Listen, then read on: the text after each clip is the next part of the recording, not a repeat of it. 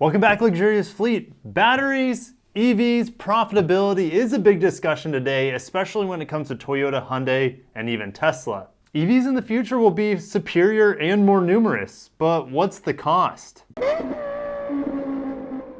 80% of you aren't subscribed, and I would love to hit 100,000 subscribers before the end of the year. I'd love a little bit of help on that. Let's get into it. Over at Automotive News, Toyota says its North American production is back to 94% capacity. They expect that a continuing recovery for the industry will yield 14.5 million US sales this year. The result would be down from 17.1 million vehicles last year, but that's significantly above the 8.7 million that they were estimating back in April. And that 93.7% capacity by the end of September for Toyota compares with 95.9% at the same point a year ago. September sales were up 16% year over year for September when you combine Toyota and Lexus. And dealer profitability is up 32% year over year to record levels. Quick timeout here, guys. Think about it. The shortage, how convenient for the dealers. Everything's supply and demand. And when the demand is higher than the supply, prices go up. Profitability could potentially go up. In the case of the auto industry this year is absolutely crushing it. Unless you're like Nissan, but that's another, so I'm not going down that road today. But Toyota, man, they're just crushing it right now, but they could be crushing it a lot more, and that comes down to batteries and supply. So let's get back into this article. While Toyota is sticking to its plan to expand its hybrid lineup, Toyota added the hybrid-only Venza and the 2021 hybrid-only Sienna in the last several weeks. Hybrid sales are being constrained by lack of batteries. So that constraint was already before those vehicles were out. And then he further goes on to say, we're bringing up battery supply, but if we could bring it up a little bit quicker than the plan, we could sell it. The demand is truly there. So Toyota's hybrids are absolutely, well, and Lexus for that matter, are doing really, really well here. And their batteries are tiny compared to the batteries we see in purely electric vehicles, and they are still struggling with demand. But you got to realize, Toyota selling millions of hybrids while the competition is selling significantly less EVs. However, you probably need 10 times the batteries. That's just a guess. It's a rough, really rough guess. About 10 times the batteries for an EV compared to Toyota's traditional hybrid. And even then, they're still struggling with battery supply from Panasonic, CATL, BYD. Don't know how much CATL and BYD is figuring into hybrids that we get here in the United States. It could be. I would largely assume those are mostly Panasonic, and they are struggling to meet Tesla's demands, which we'll get into later in this video today. From one profitable automaker to one that's kind of struggling right now, they're shooting themselves in the foot. Hyundai Motor swings their quarterly loss as engine issues hit earnings. Guys, we've heard a lot of stories, at least recently, especially about the recalls, the fire recalls on Hyundai and Kias. Well, they have a lot of engine recalls too, and that is crushing their profitability. So they had almost a $300 million net loss from July to September due to engine quality issues and recalls that smashed what would have been otherwise a strong earnings. $1.9 billion. It covers the charges related to engine defects that increase the risk of stalling and fire. You can also add into the fact that the Kona EV, all of those have been recalled. Several thousands of those have been recalled due to fire as well. An executive goes on saying, we sincerely apologize to our shareholders and investors for having repeated quality cost issues over 3 quarters since 2018. The years-long quality problems have cost Hyundai and its affiliate Kia nearly $5 billion and left the pair subject to a probe by U.S. authorities over manner of their recalls. Things are getting a little bit sketchy. Quality control is very, very important. You can't skimp on that. And they're feeling the ramifications for it years down the road. Excluding quality costs, the figure would have been $1.6 billion in profit. Yeah, that's tough. That's tough. To me, it feels like, well, I'm a football fan. I have lots of teams that I like, but my favorite team, I'm from Nebraska, Nebraska Cornhuskers, they shoot themselves in the foot all the time. They have good good quality athletes, good coaching? Well, maybe. You got to put that into question when they put the ball on the ground, when they create turnovers. And this feels the same thing as a turnover. It's like you're doing all these things right, and then you turn over the ball and you're screwed.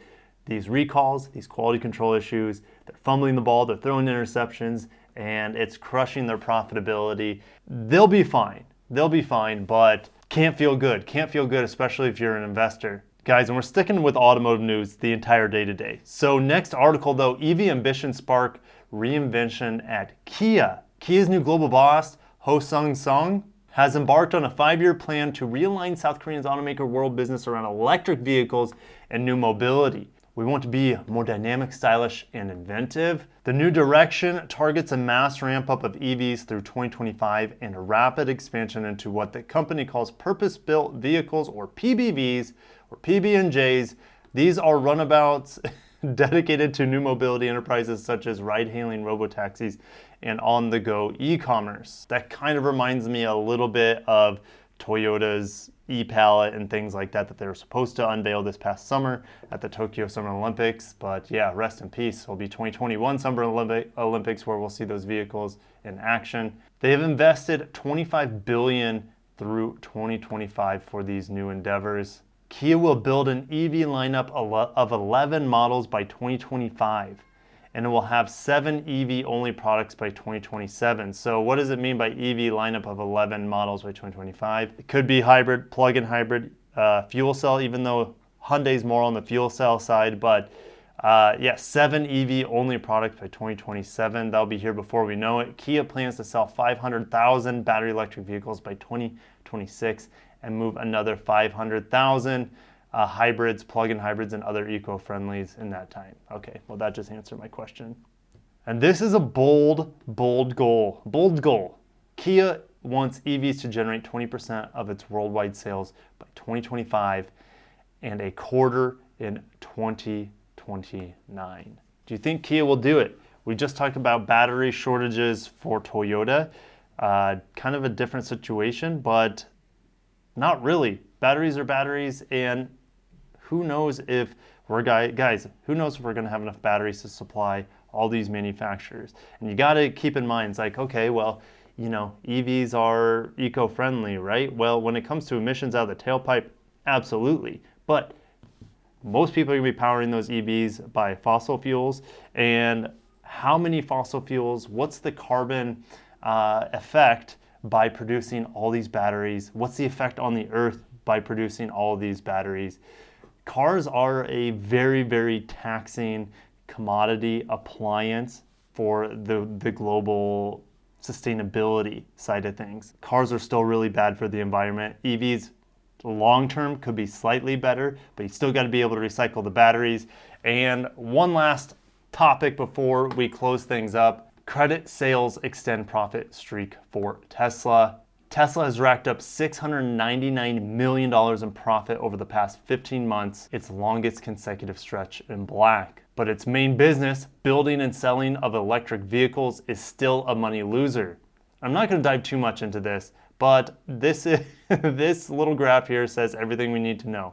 Tesla's net income and profit from regulatory credits during its 5-quarter streak in the black in the millions. So without these credits, without roughly $1.45 billion in credits, they would not be profitable, not even close. They would be about $700 million in the hole. What are these EV credits? Well, Fiat Chrysler, GM, other gas-guzzling companies with big engines, bad emissions around the world, pay Tesla credits so that these companies don't get hit with fines by the countries they sell these cars in. This can't go on for much longer because eventually these car companies, it will be more profitable for them to make their own EVs and avoid selling credits or even getting fined by Big Brother across the world. But at this point in time, even the best EV maker in the world, arguably, but definitely the most voluminous, But definitely the one who sells the most EVs in the world, Tesla, is not even close to profitable. The only reason they're profitable is because of the green credit situation. Man, what a loophole. What a loophole. But guys, what do you think? What do you think about all this? My takeaway is that Toyota's push into hybrids could be, everyone's kind of condemned it if they're an Elon Musk churchgoer, but Toyota is doing things conservative compared to these other automakers because I think they have an understanding that batteries are not where they need to be in terms of volume, in terms of capacity, in terms of profitability. And they will continue to do hybrids. Will they have some EVs in their lineup? Yes. Lexus just got their first EV. It's kind of a joke, but it's the UX300E, and they will have the RZ350, and they'll have more EVs. I mean, they have certain EVs like the CHR and I think the Igoa. They have the CHR EV in China, which not quite as quiet as the Lexus, but same powertrains. Slow and steady wins the race, in theory. Toyota is changing with the times. Some people think it's too slow, but man, all these companies struggling for battery capacity, battery volume to put in their vehicles. I'll see you guys in the comments. Thank you so much for watching. There's got to be some more exciting news coming down the hatch. This is more of a industry overview. I definitely prefer digging into specific models, updates, rumors, you guys know. But if you made it this far in the video, definitely smash the like button. Subscribe if you're not. Let's get to 100K, and I'll catch you guys in the next video. Take care of yourselves, have a wonderful day, and peace out.